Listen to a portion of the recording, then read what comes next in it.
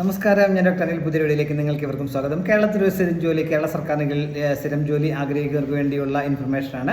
കേരള സംസ്ഥാന സഹകരണ മേഖലയിലെ വിവിധ അപ്പെക്സ് സൊസൈറ്റികളിലെ ജൂനിയർ ക്ലർക്കുമാരുടെ ഒഴിവുകളിലേക്ക് ഇപ്പോൾ കേരള പബ്ലിക് സർവീസ് കമ്മീഷൻ ഇപ്പോൾ അപേക്ഷ ക്ഷണിച്ചിട്ടുണ്ട്. താല്പര്യമുള്ളവരിലേക്ക് ഓൺലൈനായിട്ട് സെപ്റ്റംബർ 2 തീയതി വരെ അപേക്ഷിക്കാൻ കഴിയും.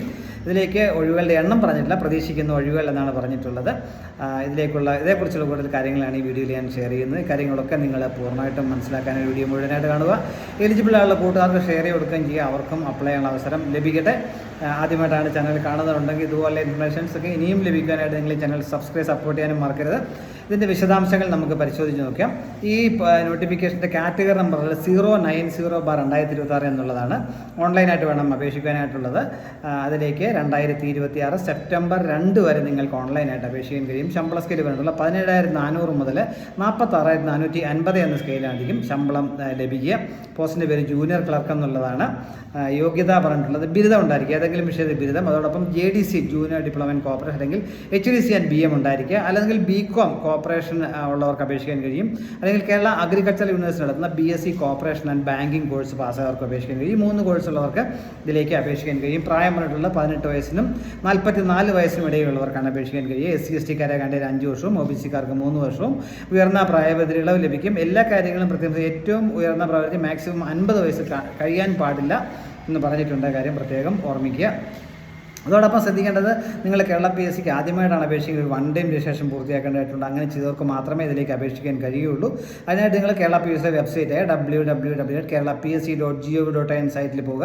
നമ്മുടെ basic details, email ID, mobile number കൊടുത്തിട്ട് പ്രൊഫൈൽ ക്രിയേറ്റ് ചെയ്യുക. അപ്പോൾ അങ്ങനെ ക്രിയേറ്റ് ചെയ്യുന്ന പ്രൊഫൈലിൽ യൂസർ IDയും പാസ്വേഡ് ഉപയോഗിച്ച് നമ്മൾ ആ പ്രൊഫൈൽ ഓപ്പൺ ചെയ്ത് കഴിഞ്ഞാൽ പിന്നീട് എത്ര പോസ്റ്റ് വേണമെങ്കിലും നമുക്ക് അപേക്ഷിക്കാൻ കഴിയും. 1 ടൈം രജിസ്ട്രേഷനാണ്, ഒരിക്കൽ മാത്രം അത് ചെയ്താൽ മതിയാവും. അതുപോലെ ആ 1 ടൈം രജിസ്ട്രേഷൻ ചെയ്യുന്ന സമയത്ത് നിങ്ങളുടെ ലേറ്റസ്റ്റ് ആയിട്ടുള്ള പാസ്പോർട്ട് സൈസ് ഫോട്ടോ കൂടി നിങ്ങളുടെ പ്രൊഫൈൽ അപ്ലോഡ് വെക്കുക.